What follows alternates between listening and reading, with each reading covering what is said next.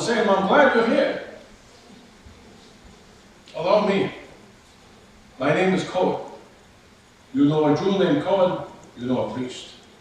Or you know somebody who had a priest in the mishpucha in the family back in the olden days. Me, I'm a priest. I married the daughter of a priest. I have retired, but everybody expects my son to be a priest. My son. Here's the story.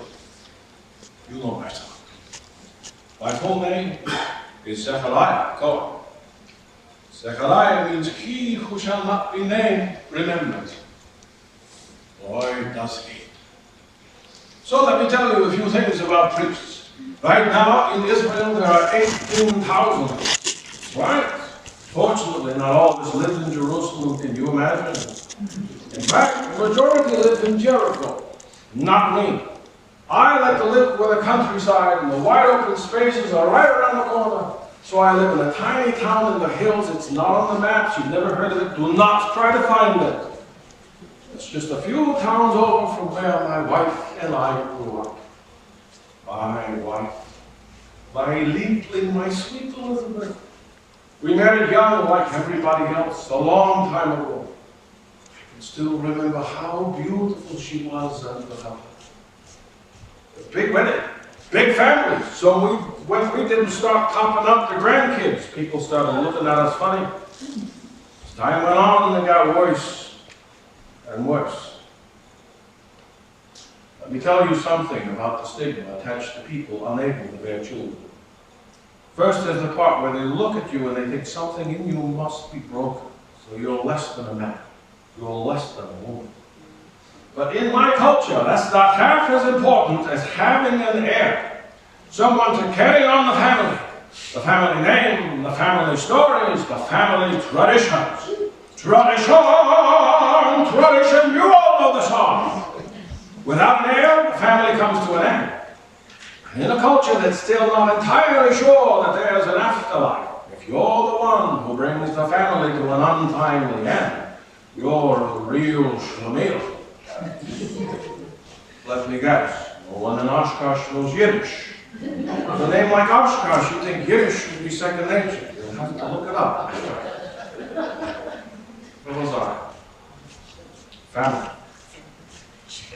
With all the nagging and all the pressure from our families, not to mention all the looks and stares we got from everybody else in our small town, each look rubbing salt in the already open womb of our already broken hearts.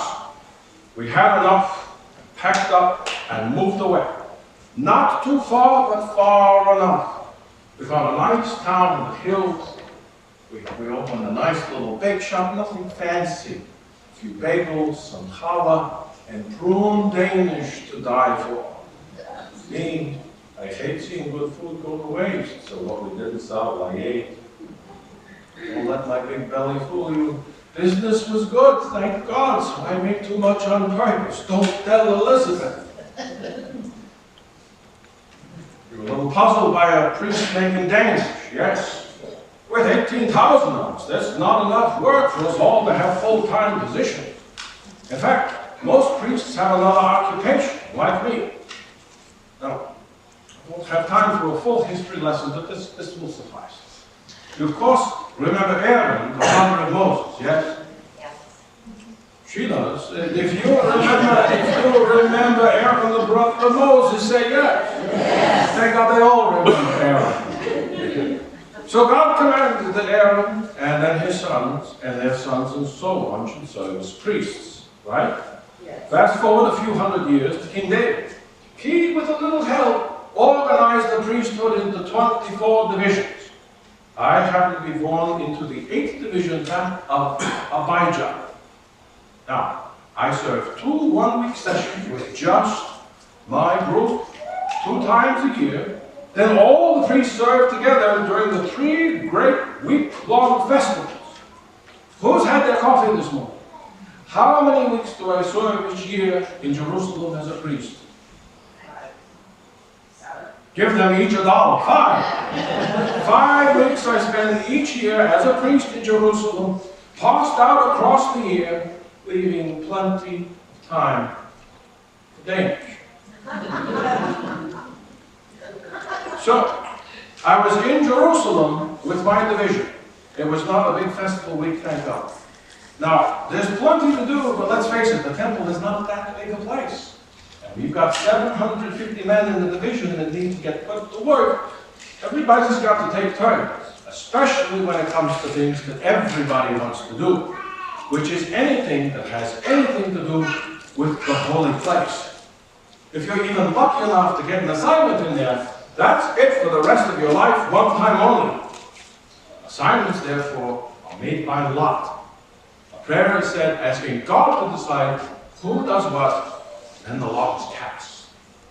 I was well advanced in years and approaching the end of my career when the lot finally fell to me to enter the holy place and offer the evening incense. I should say I'm much older than I look. I think it's from all the Dead Sea salt on a vacation. Now, incense is a universal symbol of prayer, rising up to God, right? So incense begins and ends the day of the temple. The morning incense precedes the morning sacrifice. It basically says, "Good morning, Lord. We woke up still sinful, so we ask you to accept our sacrifices today and forgive our sins." Likewise, the evening incense, well, it's not so much the evening, it's more like late afternoon, because we've got to get cleaned up to be home before sundown. But the evening incense says, "Good night, Lord. This ends our sacrifice of the day. We are still sinful, and pray that you would continue to forgive us." In the meantime, the people are outside the temple and they are praying alone. This is mostly with the evening incense. Since the morning incense, they're still at home and they're making breakfast and so on. So, mostly with the evening incense, they are saying, "Merciful Lord, please enter the holy place and look with favor upon our offering." That's fairly simple. And it isn't. For the priest entering the holy place for the only time in his life, it is overwhelming just to contemplate, to stand where very few have ever stood on this holy ground. To stand beside the great golden lampstand, the 7 tiers, the menorah of Hanukkah, with the table of showbread right on the right, and the altar for incense in the rear just before the great curtain. The ornate veil of the Holy of Holies, holding within it the Ark of the Covenant itself, the resting place of God amongst his people. No, my friends, to stand in the presence of God is no simple thing. It is a privilege. So this day it was my privilege, my task, to enter the holy place, to go to the altar of incense, to clean it from the morning incense, to place the evening incense upon it, and then prostrate myself in prayer. I didn't get that far. I entered the holy place. I cleaned the morning incense from the altar. And then as I placed the evening incense upon it, in the midst of this act of worship, in which I was asking the Lord to forgive the sins of his people, are his people listening? Pa! Suddenly there was somebody standing to the right side of the altar. To say that I was scared or startled is an understatement. I was gripped with fear, because I could see this was no priest. And no one is allowed in the holy place except a priest on pain of death, either at the hand of the temple guard or quite possibly a blast of lightning from the ark itself. This I expected at any moment.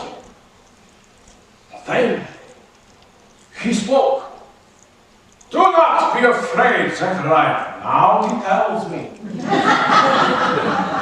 "Your prayers have been answered." Prayers? What prayers? I pray a lot. I just prayed for the Lord to forgive the sins of his people. "Your wife Elizabeth will bear you a son." That prayer, I haven't prayed that prayer for years, not since my wife went through the change in life with the hot flashes and the mood swings and the oil about. "Your wife will bear you a son, and you will name him John." John! What kind of a goyim name? Do you know any Jews named John? I don't. "You will have joy and gladness, and many will rejoice at his birth, for he will be great in the sight of the Lord. He must never drink wine or strong drink, for even before he is born, he will be filled with the Holy Spirit. He will turn many of the people of Israel back to the Lord their God. He's only 30, he's got a 2-year-old, he did the morning incense. Is there a time difference with heaven? You forgot about me. No? How can I be sure of this?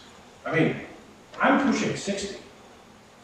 Not that I can't perform much, but my Liebling is no spring chicken, and she's supposed to be a puzzle. Can you show me some credentials? Can you show me a sign? Show me a sign, that's it.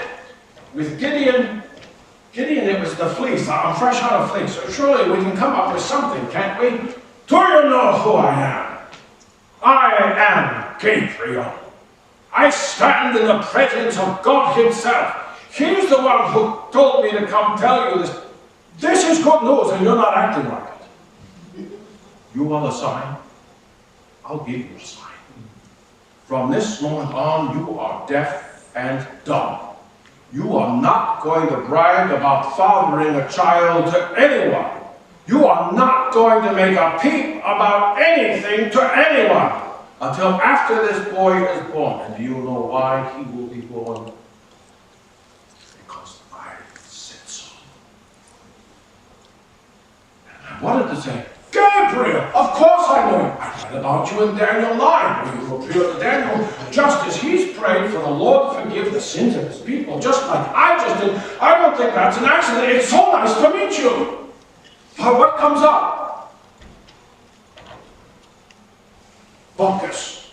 Not a peep. Just like you said. And let me tell you, that angel was enjoying it. I was so frustrated, and he was smiling. He was smiling as he disappeared. That schmuck. In the meantime, the people outside, remember them? They're getting a little nervous. They've been praying to God to accept my offering, and by now they're thinking maybe he had. They've been waiting for me to come out and pronounce over them the blessing of Aaron. The Lord bless you and keep you and so on, so they can go home and cook their supper. And I come out, I'm all late and I'm all, like, oh no, something must have happened in there between him and God. I don't know, maybe he was a klutz and he dripped and he spilled the incense, or he touched something he wasn't supposed to touch, you never know. Because I was mute, I couldn't tell them I was the victim of a punitive miracle meant to teach me a lesson by an angel with a touchy ego and a dark sense of humor. But everyone steered clear of me the rest of that week, as you can imagine, which was fine with me. When our divisions week was over, I made my way home, and how I enjoyed relating everything to Elizabeth without using words, especially the part where she conceives the child. My sweet woman, my Elizabeth. We made up our own sign language. Remember, I couldn't hear either, which, let me tell you, was such a blessing when she started with the morning sickness. I could just turn away and pretend it wasn't happening. Except on days we had cabbage the night before. Then I wished that Gabriel had taken my sense of smell too. Well, we kept everything to ourselves. Who would believe us? Huh? They think the old folks had finally gone mashookin. That after all these years of disgrace, we'd become delusional about having our own child. Of course, everyone knew something had happened in the temple. And we told everyone we wanted no visitors and to have some time to ourselves. They thought we were embarrassed to show our faces, but in fact, we were waiting until Elizabeth's belly was so big, it was not from too much Danish like mine. Let me tell you something else about my wife. In all our years together, in spite of the way people treated us, when they treated us like schmutz, like we were a disgrace, Elizabeth was never bitter. In spite of real and deep disappointment, she accepted our fate. She kept praying for God to change it. But she remained faithful and continued to do what she knew God wanted her to do. That's how you wait on God. I'll say it again. You accept your fate while you keep praying for God to change it. But until and if He does, you remain faithful and you keep doing what you know God wants you to do. And while everyone around her wondered what terrible sin Elizabeth had done to deserve this barrenness, my faithful wife quietly lived out the righteous life that proved all such speculation. And then, when she gives birth at an old age to a baby, who gets the credit? Not me. Not her. God. He waited to answer our prayers until the only way it happened was Him doing it. Awesome.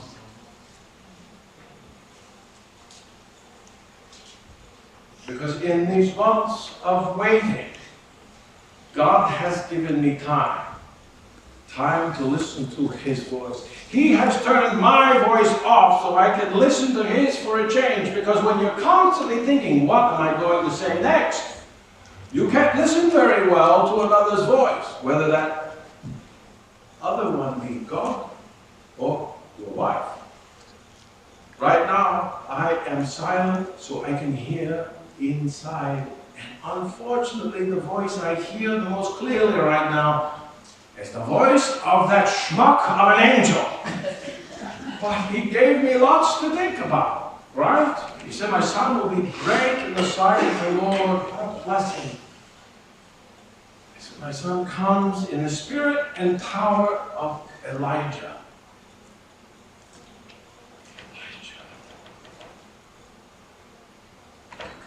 Elijah.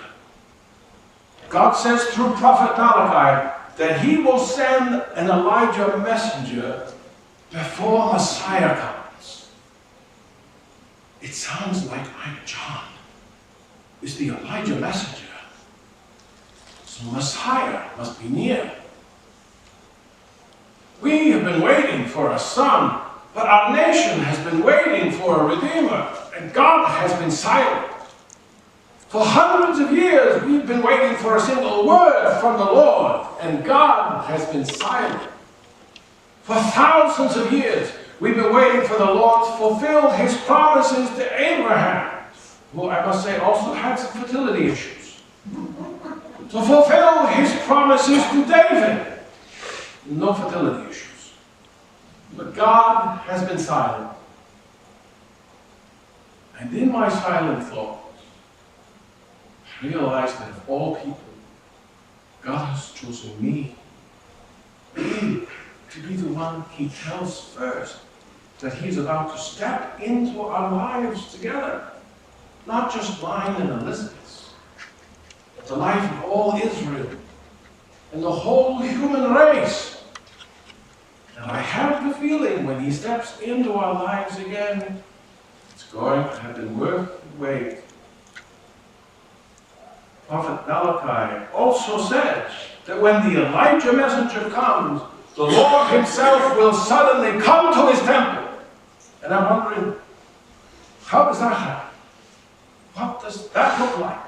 And then I find out, in spite of our moratorium on visitors, we get a surprise visit from Elizabeth's cousin, little teenage Mary from way up in Nazareth. Turns out this Gabriel has been racking up the frequent flyer miles. 6 months after our little chat in the holy place, he's way up in Nazareth telling little teenage Mary she is also going to be pregnant. I thought we had some hurdles. When it comes to conceptional difficulties,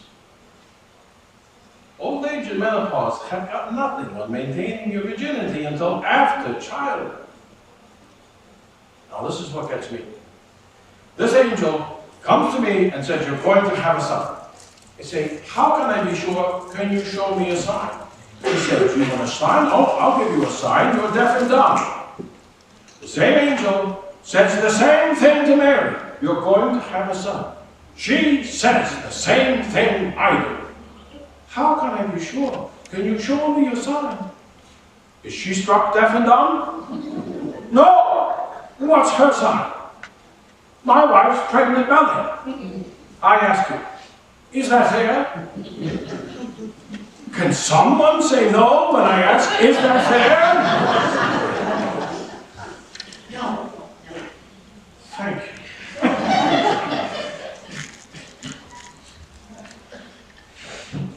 Now, Gabriel tells us who we're going to have and what the name is.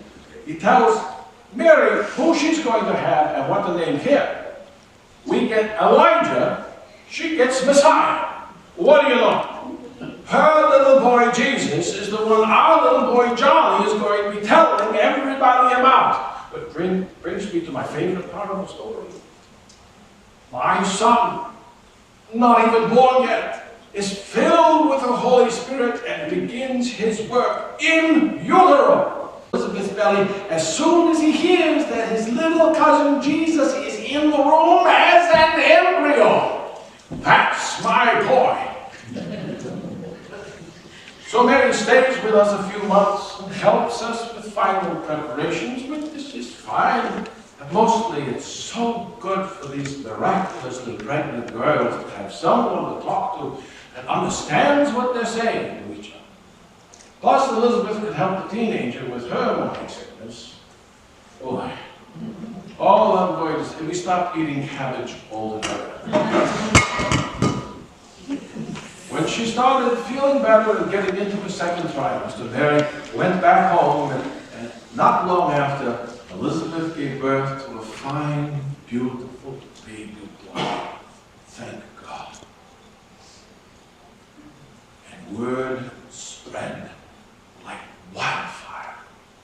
And suddenly, people were stopping by from 10 villages away because they were in the neighborhood so they could say Mazel Tov and get a look at the old woman that had the baby. How proud I was of Elizabeth and how she handled the whole thing, how she smiled and laughed and treated with such grace these vipers that had scorned her all her life. And then I was even prouder of her on the 8th day, when the time came to name and circumcise our son. She stood up to the whole family when they wanted to name him after me, and she said, no, his name is John. But they dismissed her as a woman, and that was Mishigas. And turned to me and made motion. So, who are we naming him after? After you, cousin Shlomo, Zeta Joel. I grabbed the tablet as soon as I could. I could only imagine what Gabriel would rain down on me if I botched the naming of my son. I wrote in big block letters, his name is John. I don't know how to describe it, but I could feel something here in my mouth. And I knew I could speak again. But in the same moment, I could hear for the first time in 10 months. And what did I hear? Crying. I heard the crying of my little toddler, my little man, my beautiful baby boy. Boy, did he cry a lot that day. God bless him. And what did I say? When I had 10 months to think, what will I say if I can ever speak again? Was it, hey, Gabriel? Was it, bring me a beer? No. It was, blessed be the Lord God of Israel, who has looked upon his people with favor and redeemed us. Redemption that begins with the crying voice of my son. And then the voice of his cousin, the Messiah, Jesus. These boys. I look at them playing together at the festivals now. I wonder what their lives would be like. John, he's only 5 now, but already we've got to keep an eye on him, or he will wander out into the desert and eat bugs. We've got the finest Danish this side of Jericho, and the boy is eating bugs. And I'm not going to be around forever to keep the bugs out of his mouth. But I'm not too worried. The Lord that oversaw such an auspicious beginning will certainly make sure my Johnny fulfills his mission and tells people about his cousin, the Messiah. Everyone I know expects Messiah to solve all our problems at once. Our problems with sin, our problems with each other, our problems with our own. Oh no. Look at little Jesus. I think he is not going to be the Messiah that people expect him to be. I don't think he is ever going to be the Messiah people expect him to be. So how do you prepare for an unexpected Messiah? My boy is still too young. And I think I know what he's going to say. Johnny will say, don't just sit back and watch life go by. Get up off your tuchus. Don't keep waiting for something to happen. Make a difference. Take your eyes off yourself for a change. Take your eyes off your expectations and disappointments. Turn away from the darkness of the sin you try to fill the emptiness with, and turn instead to the light. Be filled with the light. Turn instead to the dawn of a new day, because it is here. Turn instead to the real hope of Messiah, and trust and obey him like he's already here. That's what I'm trying to do. I underestimated God. I confess. I underestimated what he could do through me. All my life I prayed for a son. And when he finally told me he was coming, I wouldn't believe him. Why? Because he was doing it in a way I didn't expect him to. He did it God's way, not Zechariah's way. I can tell you, God will answer your every prayer. But he will answer it in an unexpected way. So expect the unexpected. And be careful what you ask for. What I asked for was a son. What I got was a bug-eating prophet whom I love with all my heart. And speaking of prophets, Isaiah writes of a suffering servant who will give his life in sacrifice for the people and bring about peace through his death.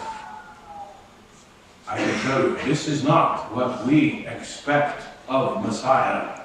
But as I said, with God, you must expect the unexpected, because if God met our expectations, it wouldn't be much of God. No, it wouldn't. See, if this is the type of Messiah, a Messiah of sacrifice, our little Jesus is to be, God help him, God help him. But if Jesus is to be this type of Messiah, how fitting, how beautiful even, that my son, the priest, is the one to bring the sacrifice. My son, John, the priest, to bring the Lamb of God who takes away the sins of the world before the people, to make them ready for his coming. Are you? Are you? Are you ready for his coming? Because I tell you, he will fulfill every promise he has made, and he has promised he will return.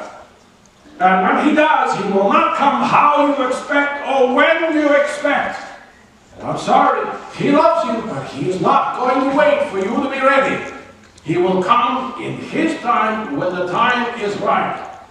The only way to be ready when he comes is to be ready. You can be ready today. Start your readiness today. Because when the time comes, it will be too late. Now it is time for me to pronounce over you the ancient blessing of Aaron. Please stand.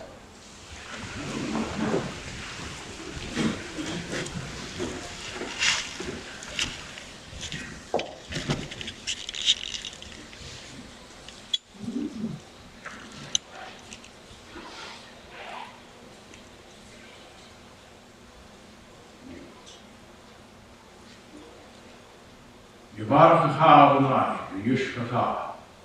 The Lord bless you, keep you. Ya'er Adonai p'nai v'elecha v'chunecha. The Lord make his face shine to you and be gracious to you. Yisa Adonai p'nai v'elecha v'yasem lecha shalom. The Lord lift up his face to you and give you peace. Amen.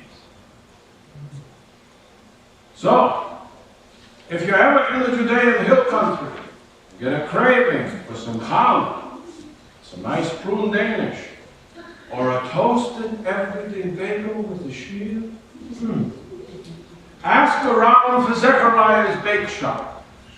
The first cup of coffee is free if you know the secret discount code word. Gabriel. Till then, my friends, may the peace of God be with you all. Shalom. Let's sing one more song.